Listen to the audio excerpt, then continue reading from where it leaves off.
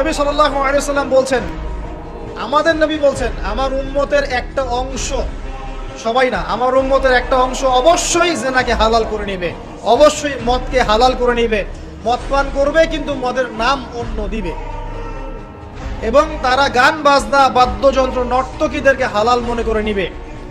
নবী সাল্লাল্লাহু আলাইহি ওয়াসাল্লাম বলেছেন, যখন সমাজে এরকম পাপ বাড়ে তখন সমাজে এমন সব রোগ ব্যাধি আসে যা আগে কখনো ছিল না।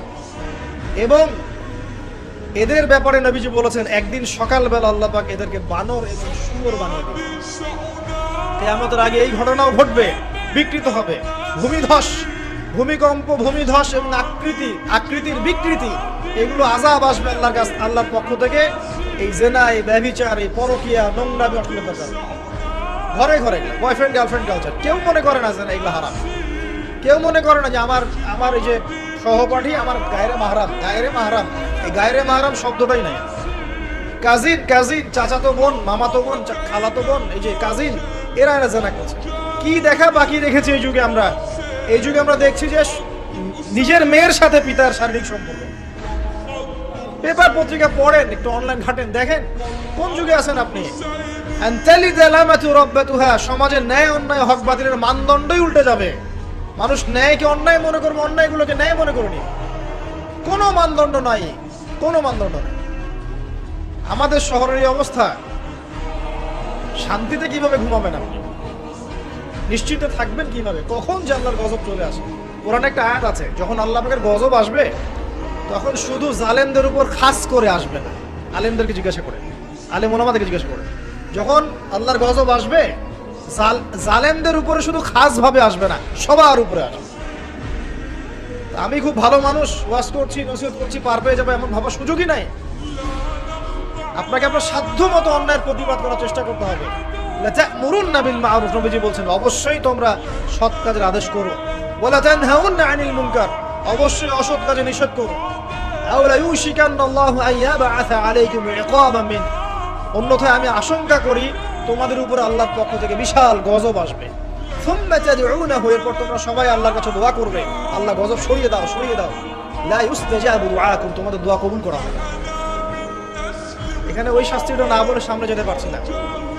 শোনেন, যারা বিবাহিত ব্যক্তি হওয়ার পরেও পরকীয়া করেছেন, বিবাহ করার পরেও পরকীয়ার পাপে লিপ্ত ছিলেন বা এখনো আছেন, জেনে হোক না জেনে হোক করেছেন, অথবা এটা জেনে করেছেন যেটা একটা খারাপ কাজ, তারপরেও করেছেন, রাসূলুল্লাহ সাল্লাল্লাহু আলাইহি ওয়াসাল্লামের হাদিস এবং আল্লাহ পাকের কালাম অনুযায়ী তাদের শাস্তি হচ্ছে কোমর পর্যন্ত মাটিতে পুঁতে ফেলে পাথর নিক্ষেপ করে রজম করতে হবে।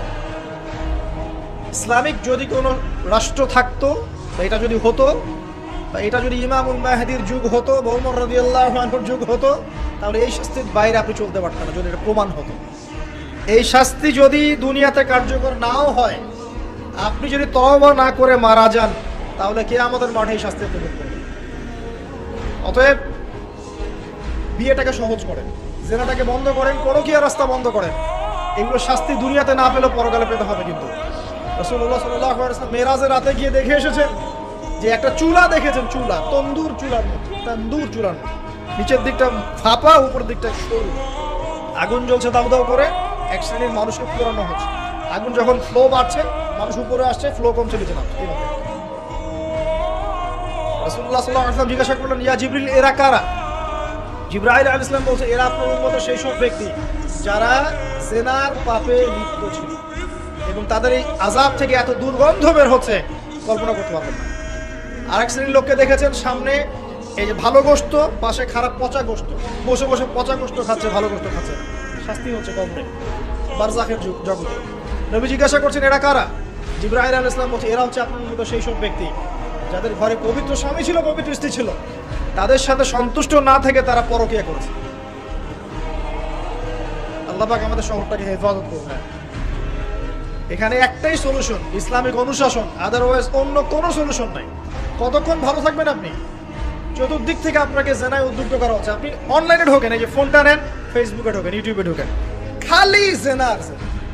মানে জেনাটাকে এমন ভাবে দেখানো হয় যে কি যে মজার একটা বিষয়, কি যে মজা একটা, অথচ জানেন জেনার মধ্যে যাররা পরিমাণ কোনো সুখ নাই। আপনি হালালভাবে বিয়ে করেন, আপনি যে সুখটা পাবেন, আপনি শত শত জেনা করলে সে সুখ পাবেন। আসসালামু আলাইকুম রহমতুল্লাহি তাআলা ওয়া বারাকাতুহু। ভিডিওটি যদি আপনার কাছে ভালো লেগে থাকে অবশ্যই লাইক কমেন্ট শেয়ার করতে ভুলবেন না। আর এই ধরনের নতুন নতুন ভিডিও পেতে আমার চ্যানেলটিকে সাবস্ক্রাইব করে পাশে থাকবেন। দেখা হচ্ছে পরবর্তী ভিডিওতে।